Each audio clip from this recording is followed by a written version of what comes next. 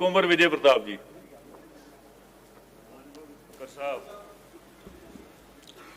एक मिनट जी, मंत्री जी को कहना चाहते। हाँ जी, डॉक्टर बलबीर जी को कहना चाहते जी। पहला कुंवर साहब ने सुन लो, कोई नहीं जी। कुंवर जी। मानयोग स्पीकर साहब, साडे किसान प्रोटेस्ट कर रहे ने इधर आके। इस तो पहला दिल्ली दे विच गए, शंभू बॉर्डर ते उन्होंने रोक लिया गया। छोटी सी गल है, मैं आप जी नूं बेनती कीती सी कि स्पेशल सिटिंग एक दिन किसानी वास्ते रख लिया जाए, एक दिन बरगाड़ी वास्ते रख लिया जाए। मैं छोटी सी गल करांगा सर। MSP दे मुद्दे ते इलैक्शन के दौरान असी वायदे कीते सी कि असी कानून बनवाओगे। मैं यही बेनती करांगा कि सरकारी तौर पे MSP दे उत्ते कानून बनाया जाए। मैनू नहीं लगता कि कोई भी मैंबर साहिबान उस कानून की विरोधता करेंगे, कारण गल तो पैसे की होंगी है। केंद्र की सरकार भी आम जनता ही चुनती है, राज सरकार भी आम जनता ही चुनती है। आपस के बह के फैसला हो जाएगा कि पैसा कितना पैसा केंद्र सरकार देगी, कितना पैसा राज सरकार देगी। इस करके MSP ते कानून बनाना बहुत लाजमी है। और वैसे भी जो एग्रीकल्चर है सर, स्टेट लिस्ट दे विच आउंदा है। 7th शेड्यूल दे विच संविधान की जेकर असीं गल करिए तो स्टेट लिस्ट दे विच आउंदा है। और ये विधान सभा सक्षम है एक कानून बनाने वास्ते। तो मेरी बेनती है कि इस मुद्दे के उत्ते खासकर MSP के मुद्दे ते एक कानून बनाया जाए। मानयोग स्पीकर साहब, 28 अगस्त 2018 एक छोटा सा कागज़ पंजाब विधान सभा तुसी देख सकते हो, और ये 4 लाइन पंजाब विधान सभा की वैबसाइट के उत्ते है। मानयोग स्पीकर साहब, इस दे विच यही है कि उस दिन नूं 2018 28 अगस्त और 6 साल हो गए सर, 6 साल हो गए। उस दे विच यही सीगा कि जो तफ्तीश CBI कर रही है उसनूं वापस कर लिया जाए अते एक SIT का गठन किया जाए। वही SIT सीगी जिसका मैंबर मैनू भी बनाया गया सी। मानयोग स्पीकर साहब, 6 साल बाद भी दोबारा इस सदन के विच चर्चा नहीं हुई। उस दिन सिर्फ इस मुद्दे के उत्ते चर्चा हुई सी, और 28 अगस्त 2018 की कार्रवाई सदन की वैबसाइट पर मौजूद है। असीं सारे वेख सकते हैं कि किस तरीके दे नाल जोरदार तरीके दे नाल चर्चा हुई। मानयोग स्पीकर साहब, जो लोग इधर बैठे सन आज उधर चले गए, जो लोग उधर बैठे सी वो इस सदन दे विच आउण दे काबिल नहीं रहे। एक गुरु ग्रंथ साहब जी की बेअदबी का मसला है, और एक गुरु साहब ने तय करना है कि किसने इधर बैठना है, किसने उधर बैठना है, तो किसने इस सदन दे विच आउण जोगे नहीं रहना है। इस करके तुसीं इस सदन की कार्रवाई नूं कल एक दिन बढ़ाओ तो विस्तारपूर्वक असीं चर्चा करिए। मानयोग स्पीकर साहब, जो बेअदबी हुई सीगी ते प्रोटेस्ट होया सी, साडे कोल जिहड़ी तफ्तीश सीगी प्रोटेस्ट दी सीगी, गोलीबारी दी सीगी, बावल कलां अते कोटकपूरा। स्पीकर साहब, प्रोटेस्ट का कारण की सी? जेकर असीं गल करिए ऑन रिकॉर्ड गल करिए, सरदार त्रिलोचन सिंह जी राज सभा के मैंबर सन, वो गवाह बने सीगे, और मैनू उन्होंने बयान दिता सी। उन्होंने कहा कि कोई भी जो पार्डन का कागज सीगा, जो माफ़ीनामा सीगा, उदों नहीं दिता गया। 24 सितंबर 2015 को माफ़ी दी गई सी। 24 सितंबर 2015 उन्होंने कहा कि यह माफ़ीनामा 2007 दे विच स्वामी अग्निवेश जी ने दिल्ली पंजाब भवन दे विच बह के सारिया ने बह के उन्होंने ड्राफ्ट किया सी, और वो 2007 दे विच वो लेके गए सीगे। उसे माफ़ीनामे दे उत्ते 2015 दे विच माफ़ी दी गई। मानयोग स्पीकर साहब, एक व्यक्ति नूं तनखैया करार दिता गया है, श्री अकाल तख्त साहिब। हर पासे देखो उस मुद्दे के उत्ते चर्चा हो रही है, तनखैया क्यों करार दिता गया।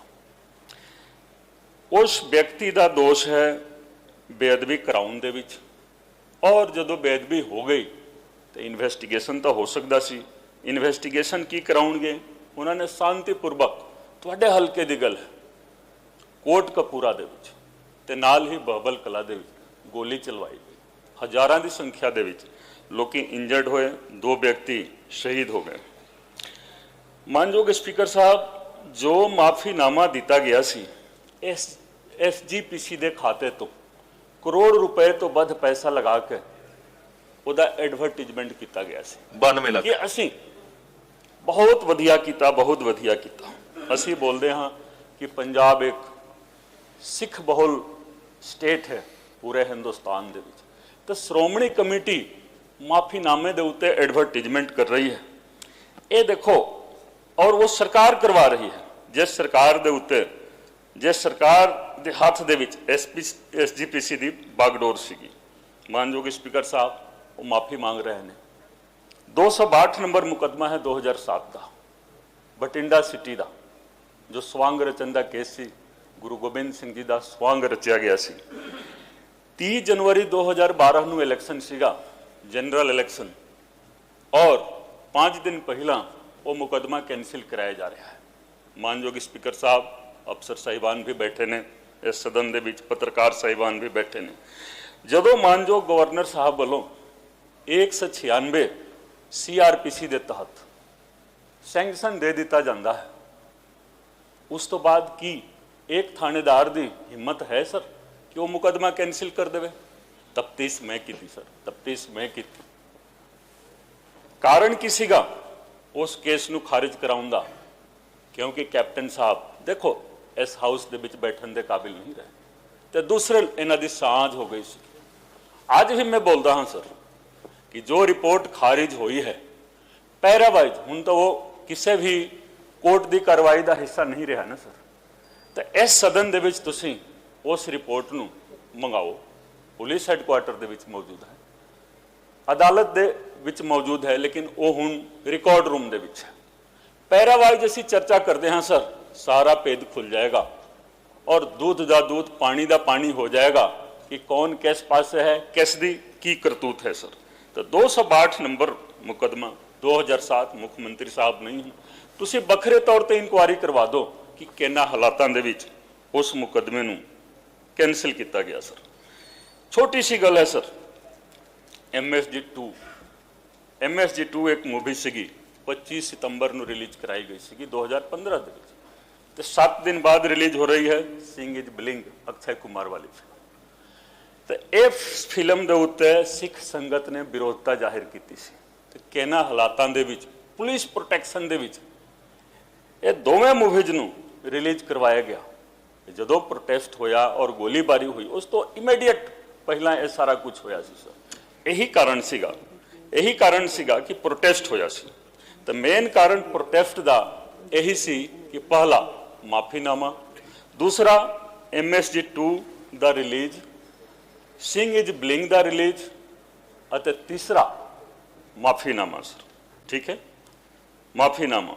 ਮੈਂ ਦੁਬਾਰਾ ਬੋਲਦਾ ਹਾਂ, ਪ੍ਰੋਟੈਸਟ ਦਾ ਕਾਰਨ ਇੱਕ ਤਾਂ ਹੋ ਗਿਆ ਬੇਅਦਬੀ, ਦੂਸਰਾ ਹੋ ਗਿਆ ਸਿੰਘ ਇਜ਼ ਬਲਿੰਗ ਅਤੇ MSG2 ਦਾ ਰਿਲੀਜ਼, ਜੋ ਕਿ ਸਿੱਖ ਸੰਗਤ ਦੀਆਂ ਭਾਵਨਾਵਾਂ ਦੇ ਖਿਲਾਫ ਜਾ ਕੇ ਹੋਇਆ ਸੀ।